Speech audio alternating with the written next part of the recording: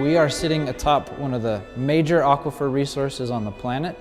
And you're also going to have to think about feeding the world, not just the U.S. Perhaps it's the other inconvenient truth, that it's not only a challenge of producing enough food, but it's to produce enough food in a way that also protects environmental quality and natural ecosystems.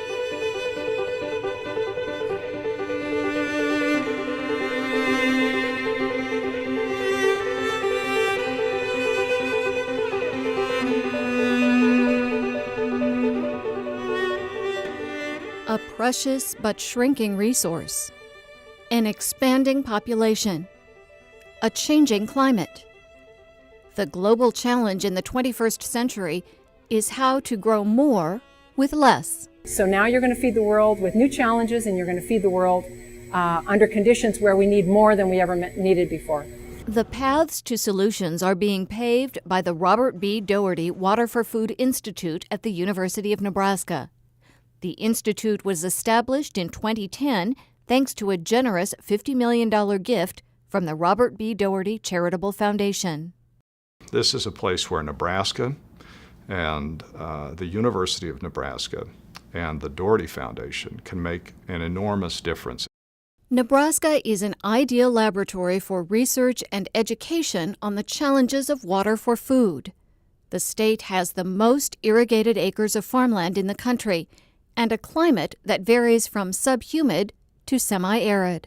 We've got all the resources in place that are needed for world-class research and teaching on water resources. From water and climate research to agriculture and public policy, the Water for Food Institute helps the world prepare for an unknown future.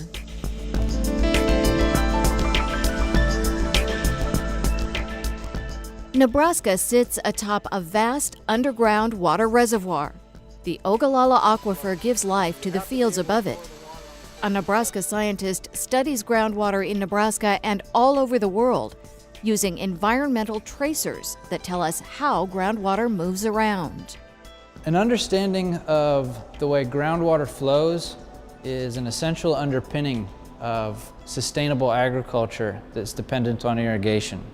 Using sophisticated tools in the field, Suad Irmak measures evapotranspiration, water loss from plants and soil. Water is the life support of irrigated and dryland agriculture. So it's important for us to know what is the evapotranspiration rate from different vegetation surfaces to make better informed decisions in terms of water resources planning and management and allocations.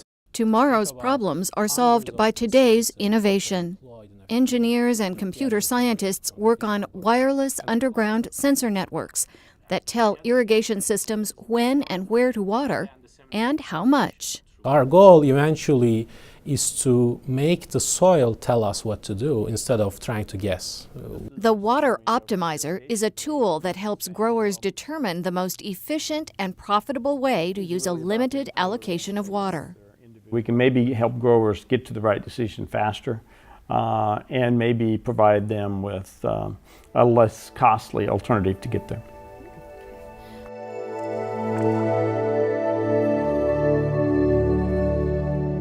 Predicting the future sometimes means looking to the past.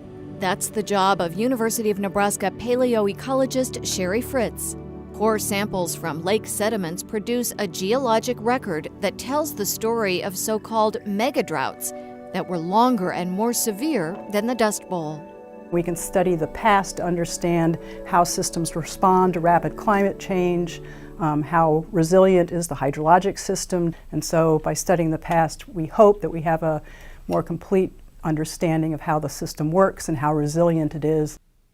Nebraska is home to the High Plains Regional Climate Center, one of 6 federally funded centers in the nation. The center collects climate and weather data, monitors soil moisture and drought, and predicts the impact of climate change on crop production. Climate data and information is very, very important, and climate monitoring and understanding when you might be going into a drought, for example. The National Drought Mitigation Center helps governments and organizations develop strategies.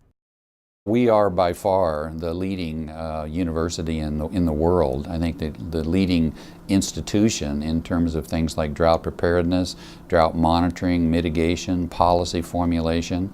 So the world really looks to the University of Nebraska and the National Drought Mitigation Center to provide that leadership, to provide that expertise. To cope with climate change and limited resources, Nebraska scientists develop drought-resistant crops that move from the lab to the field. We've built the capability to engineer crops for nutrition, for bioenergy traits, for traits that help them to grow against adverse conditions, drought tolerance.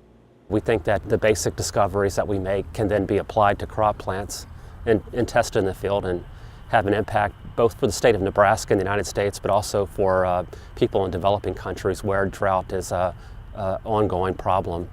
University of Nebraska agronomist Ken CASSMAN and his colleagues are developing a method to measure the yield gap, the difference between the average yield per acre and the potential crop yield. We could create a global atlas of food production potential that's never been produced before. The atlas would be used by policymakers and researchers to identify underperforming areas and figure out how to increase yield and still protect precious natural resources.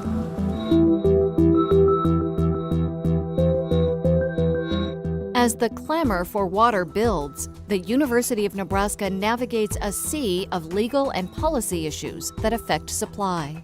What we've done is we've created rules and institutions that purport to work in all of those different areas, right? So by studying Nebraska, you can get lessons for a variety of different folks who are operating under a variety of different conditions. The next generation of water scientists is trained at Nebraska. Graduate students study resilience and adaptive management strategies for stressed watersheds in the United States and Europe. So our students should come out with an explicit understanding of the interdisciplinary nature of water and other resource kind of challenges for the future, and with training in how to address some of those problems. Nebraska leads the way for other countries struggling with competing needs for water. The elements of how we can use water sustainably and as efficiently as possible is a message that can be transferred anywhere in the world. The University of Nebraska is a perfect place for something like the International Water for Food Institute.